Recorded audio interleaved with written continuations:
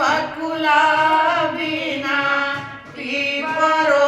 न सोहे कोयला बिना बगिया न सोवे राजा कोयला बिना बगिया न सोवे राजा बाप मतारी बिना नैहर न शोभे बहन बिना आंगना न शोभे राजा बहन बिना आंगना न शोभे राजा भाई भौजाई बिना नैहर न शोभे भतीजा बिना नैहर न शोभे राजा भतीजा बिना नैहर न शोभे राजा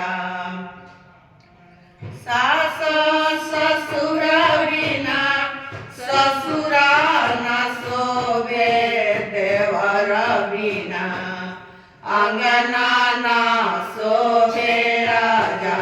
देवर बिना अंगना न शोभे राजा जेठ जेठानी बिना ससुरा न शोभे बालक बिना गोदिया न शोभे राजा बालक बिना गोदिया न शोभे राजा अपनी पतिया बिना से जिया न शोभे बालम बिना मंगिया न शोभे राजा बालम बिना